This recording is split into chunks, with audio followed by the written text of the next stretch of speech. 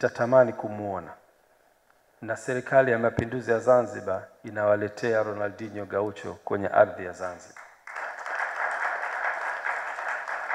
Niseme tukio hili ni kubwa sana na linahitaji kupewa heshima yake, na heshima yake ni Watanzania kutoka kila upande wa taifa letu kuja Zanzibar hapa kwa ajili ya kushuhudia mchezo huo.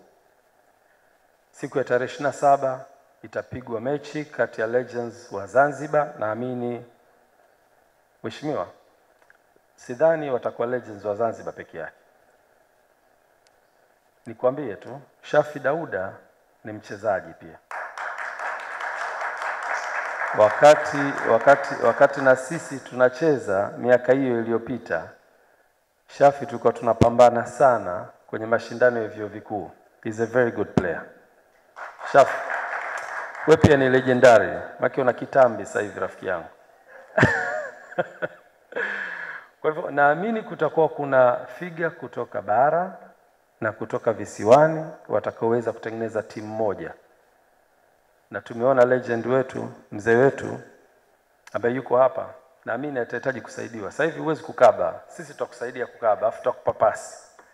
Kwa hiyo tutatengeneza timu nzuri ambayo itakuwa inabeba bendera ya Tanzania kwa ujumla wake, na sisi tupate nafasi kama Watanzania tucheze against the best in the world, kina Gaucho na wenzake.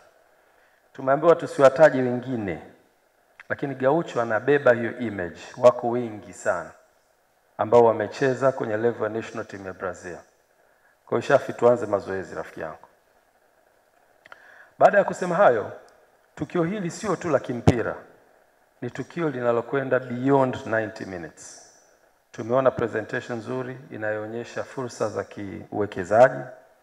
Tumeona kwenye presentation kuna fursa za utalii.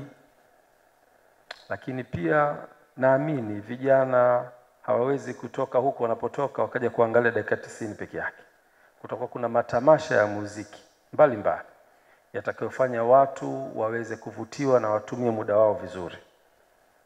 Wafuatiliaji wanasema kuna mchezo maalum ule kutoka Brazil unaitwa samba. Utapatikana Zanzibar.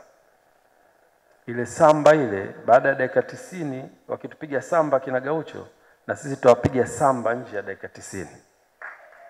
Kwa hiyo tupatikane. Tutoke Dar es Salaam, tutoke Dodoma, tutoke kila upande wa Tanzania bara, tutoke Kenya, tutoke Mombasa, tutoke Kampala, tutoke Rwanda. Na naamini kwa coverage hii ambayo tunataka kuianza leo, taarifa zitafika all over East Africa. Na naamini kuna watu watatoka pande mbalimbali kwa ajili ya kushiriki tukio hili. Tunataka wiki hiyo ya heka Zanzibar kweli iwe na heka. Tusifanye kuwa tu ni tukio la dakika 90, baada ya hapo mpira umekwisha, watu wanaondoka. Tuifanye iwe beyond 90 minutes. Na tukio hili litakuwa hivyo. Kwa hiyo nitoe rai yangu kwa Watanzania kwa ujumla na nchi jirani, tuje tushiriki kwenye tukio hili. Ni tukio lenye furaha, lakini litaenda kuiamsha culture ya Zanzibar. Tutatoa fursa kwa wenzetu kujifunza kutoka kwetu, wajue tuna nini, tuwape ukarimu wetu ili warudi tena kesho na kesho kutwa kwenye fursa mbalimbali. Kwa ndugu wageni waalikwa, Young Africans pia itaitumia hiyo nafasi kwa ajili ya kufanya promotion, na tutatoa baadhi ya wachezaji wetu kuja kushiriki kwenye Legends katika mchezo huo.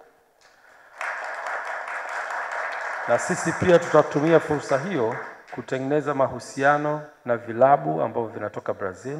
Kwa hiyo itakuwa win-win situation.